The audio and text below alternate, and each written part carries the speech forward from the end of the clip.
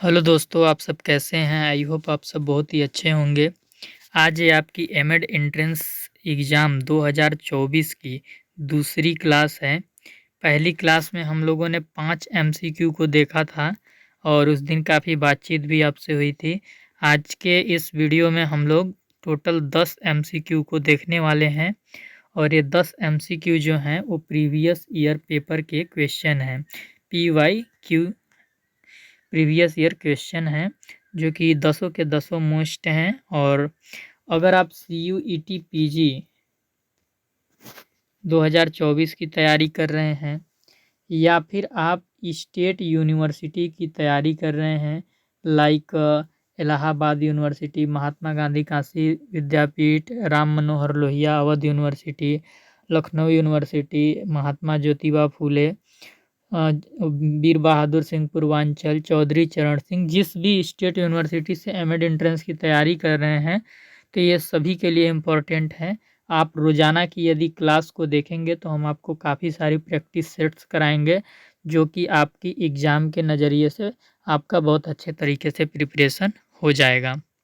मैं आपको एक चीज़ और यहाँ पे बताना चाहूँगा, ये बताना चाहूँगा मैं आपको कि मैं आपकी थ्योरी की भी क्लासेस लूँगा एमएड एंट्रेंस एग्ज़ाम के ऊपर। और आप अपना सिलेबस देख सकते हैं, सारे यूनिवर्सिटी का सिलेबस मैंने इस चैनल पे अपलोड कर दिया है।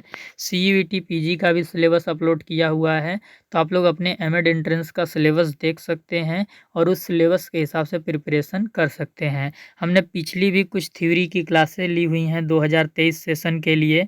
उसके प्लेलिस्ट का लिंक आपको वीडियो के डिस्क्रिप्शन में मिल जाएगा। तो डिस्क्रिप्शन चेक करके प्लेलिस्ट के लिंक पे टच करके आप पिछली सारी प्रैक्टिस सेट्स को और जितनी मैंने थ्योरी की क्लासें ली हैं टोटल आप देख सकते हैं। तो चलिए आज का वीडियो हम लोग आज का सेशन स्टार्ट करते हैं। जो हमारा पहला क्वेश्चन है वो क्या है? दर्शन शब्द आया है। दर्शन, दर्शन को इंग्लिश में क्या कहते हैं? फिलोसॉफी। क्या बोलते हैं मित्रों? फिलोसॉफी। फिलोसॉफी। तो ये दर्शन दो वर्डों से मिलके बना है, फिलियो धन सोफिया, मतलब कि नॉलेज से प्रेम करना इसका अर्थ होता है। और जो दर्शन शब्द आपका आया है, कहाँ से आया है? ग्रीक भाषा से निकलकर आपका दर्शन शब्द आया है। कहाँ से आया है? ग्रीक भाषा से आपका निकला हुआ शब्द है दर्शन। ये आपका पहला क्वेश्चन हो गया। फिर हम दूसरा क्वेश्चन देखते हैं। दूसरा क्वेश्चन हमारा क्या है? धर्म शिक्षा का अंतरतम मूल है। धर्म शिक्षा का अंतरतम मूल है, यह स्टेटमेंट, यह कथन किसके द्वारा बोला गया है? MK गांधी यानी मोहनदास करमचंद गांधी, या फिर श्री अरविंदो के द्वारा बोला गया है, या फिर विवेकानंद जी के द्वारा बोला गया, या फिर शंकराचार्य के द्वारा बोला गया है? तो किसके द्वारा बोला गया है?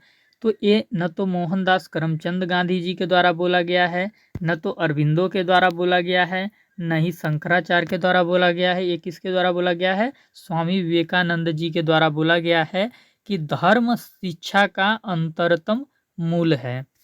फिर हम आगे देखते हैं। आगे क्या है? किसने कहा कि शिक्षा स्वस्थ शरीर में स्वस्थ मस्तिष्क का निर्माण है?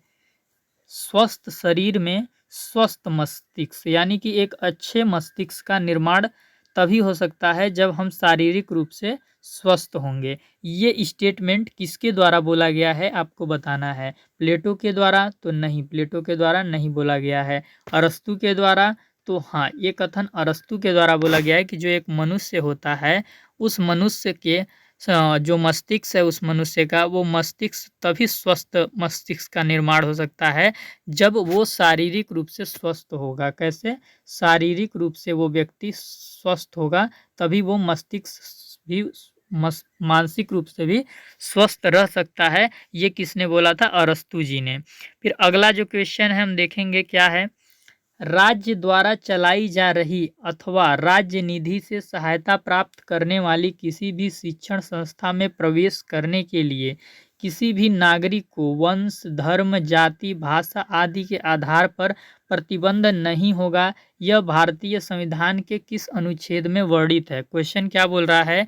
कोई भी गवर्नमेंट एडेड कॉलेज है, कोई भी गवर्नमेंट एडेड कॉलेज है और उस गवर्नमेंट एडेड कॉलेज में एडमिशन लेने के लिए कोई भी प्रतिबंध नहीं होगा। यानी कि उस गवर्नमेंट कॉलेज में जो किसी भी वंश का नागरिक, किसी भी धर्म का नागरिक, किसी भी जाति का नागरिक या किसी भी भाषा का नागरिक वहाँ पे एडमिशन प्राप्त कर सकता है। ये बात हमारे संविधान के किस अनुच्छेद में वर्णित है, आपको ये बताना है। तो आप इसका आंसर क्या होगा बताइए फटाफट। क्या 45 में बोला गया है, या फिर आपका 29 के 1 में बोला गया है, कि या 29 के 2 में बोला गया है, कि 30 के 1 में बोला गया है, किस में बोला गया है? तो ये आपका राइट आंसर हो जाएगा बी नंबर 29 के 1 में बोला गया है कि कोई भी ऐसी संस्था जिसको गवर्नमेंट फंडित करती हो, गवर्नमेंट द्वारा फंड दिया जा रहा है और उसे चलाया जा रहा है। जैसे कि अभी आप एमएड एंट्रेंस की ही तैयारी आप कर रहे हैं, तो किस लिए कर रहे हैं? ताकि आपको यूनिवर्सिटी कैंपस में एडमिशन मिल पाए। तो यूनिवर्सिटी कैंपस किसके फंड से चलती है? तो राज्य सरकार के द्वारा फंड से चलती है, स्टेट गवर्नमेंट के फंड से चलती है। अगर सेंट्रल यूनिवर्सिटी है तो वो केंद्र सरकार के फंड से चलती है। तो ऐसी संस्था में कोई भी सिटीजन है, कोई भी नागरिक है, वो चाहे किसी वंश का हो, चाहे फिर किसी धर्म का हो, चाहे फिर किसी जाति का हो, किसी भाषा का हो, ये कोई भी मैटर नहीं करता है। ये कोई भी मैटर नहीं करता है। वो किसी भी वंश का हो, किसी भी धर्म का हो, किसी भी कास्ट का हो, किसी भी लैंग्वेज से रिलेट करता हो, वहाँ पे एडमिशन लेने के लिए स्वतंत्र है। ये बात किस में बोली गई है? तो 29 के 1 में बोली गई है। तो जो शिक्षा से जुड़ी अनुच्छेद में बातें कही गई हैं, उन चीज़ों का भी अध्ययन करना होता है। हर साल 1-2 क्वेश्चन इससे निकल के आता है। अगला क्वेश्चन क्या है? समग्र शिक्षा जुड़ी है, यानी समग्र शिक्षा की बात किसने की है? महात्मा गांधी ने, श्री अरविंदो ने, स्वामी विवेकानंद ने, गोपाल कृष्ण गोखले ने, किसने कही है समग्र शिक्षा की बात? हमें ये देखना है कि समग्र शिक्षा की बात किसने कही है। तो समग्र शिक्षा किससे जुड़ी है? श्री अरविंदो जी से जुड़ी है। इसका क्या हो जाएगा? बी नंबर आपका हो जाएगा। समग्र शिक्षा श्री अरविंदो जी से जुड़ी हुई है। आगे हम देखेंगे अगला क्वेश्चन, 11वां क्वेश्चन, निम्नलिखित में से किस दर्शन शाखा ने भगवान को एक निर्माता के रूप में नहीं अपितु एक पर्यवेक्षक के रूप में माना है?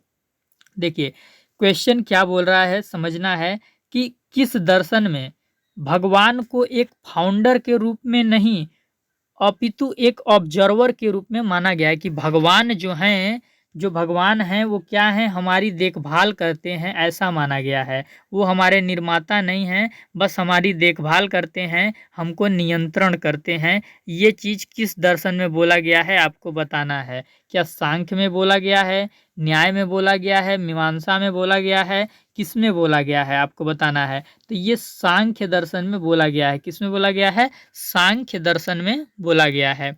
अगला क्वेश्चन हम देखेंगे, 12 नंबर क्वेश्चन है, शिक्षा दर्शन का गत्यात्मक पक्ष है, किसने कहा है? यानी कि शिक्षा जो है वो किसका गत्यात्मक पक्ष है? दर्शन का गत्यात्मक पक्ष है। और दर्शन कैसा है? सैद्धांतिक पक्ष है। दर्शन क्या है? सैद्धांतिक पक्ष है, थ्योरी के रूप में है। और व्यवहारिक पक्ष क्या होता है? शिक्षा होता है। तो व्यवहारिक यानी यहाँ पे प्रैक्टिकल की बात कर रहा है कि शिक्षा दर्शन का व्यवहारिक पक्ष है, गत्यात्मक पक्ष है। गत्यात्मक का अर्थ यहाँ पे हो जाएगा गतिशील, गतिशील पक्ष है। ये किसने कहा है? तो ये जान जाइए, एडम्स महोदय ने कहा था। तो स्पियर्स आपका गलत हो जाएगा, प्लेटो आपका गलत हो जाएगा, जेम्स ली आपका गलत हो जाएगा। इतना चीज़ आप जान लीजिए।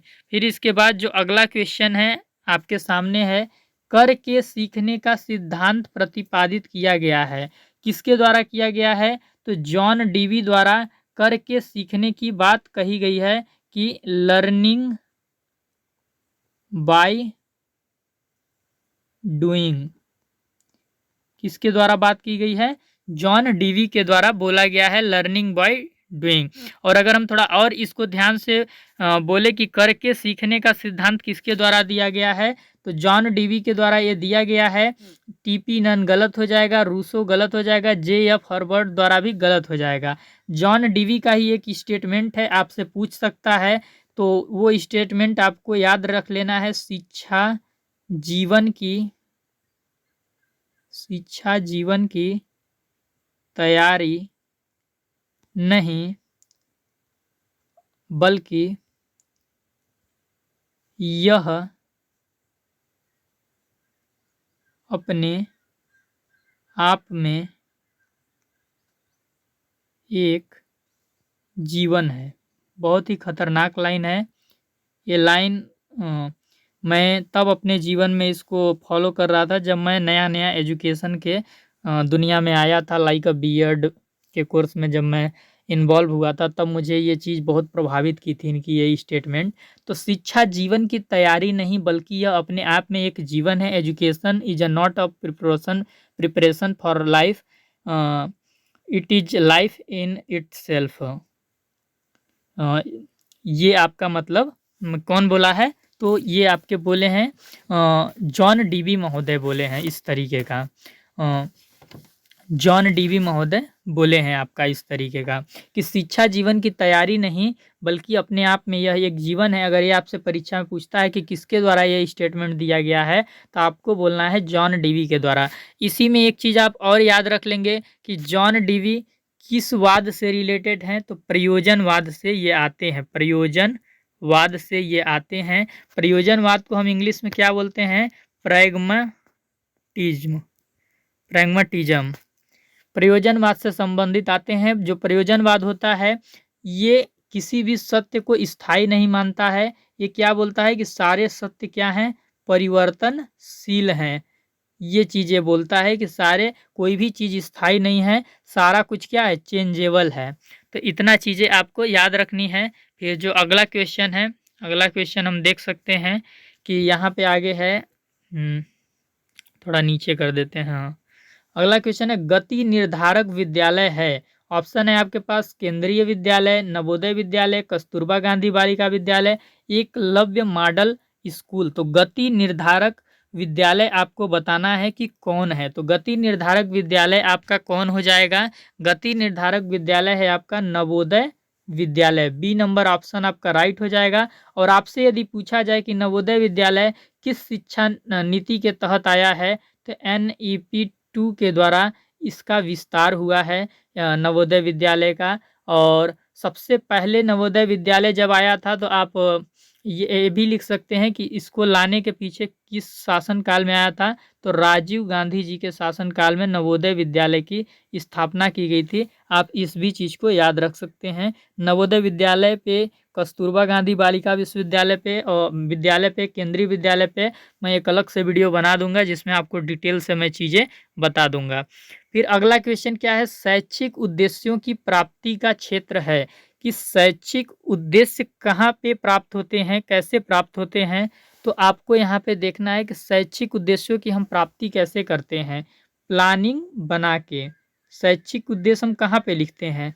प्लानिंग में लिखते हैं। यानी कि जब हम पाठ योजना बनाते हैं तो हम क्या करते हैं, वहाँ पे शैक्षिक उद्देश्य लिखते हैं कि जो हम पढ़ाने वाले हैं वो उसके उद्देश्य हमने क्या निर्धारित किए हैं। तो इसका जो ऑप्शन हो जाएगा नियोजन का, बी नंबर इज राइट।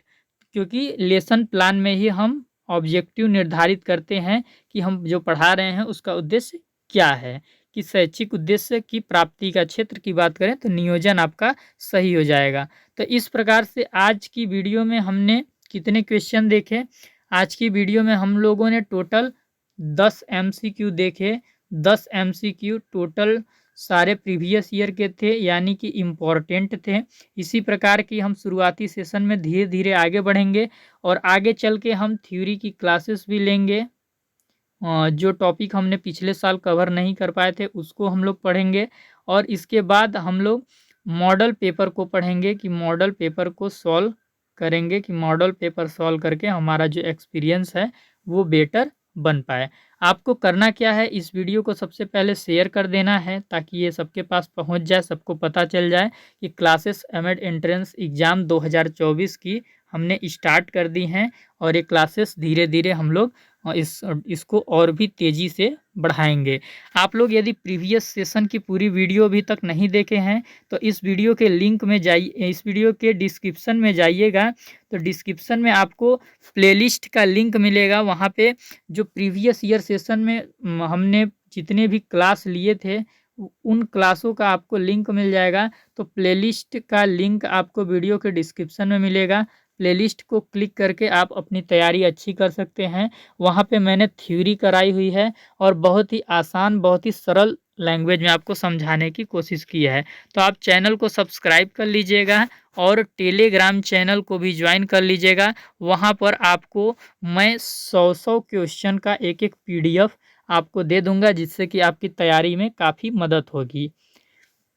ये आप जान लीजिए।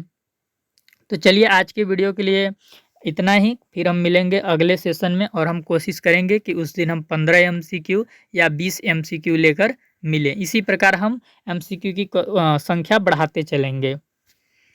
आप बताना मत भूलिएगा कि आज का क्लास कैसा लगा।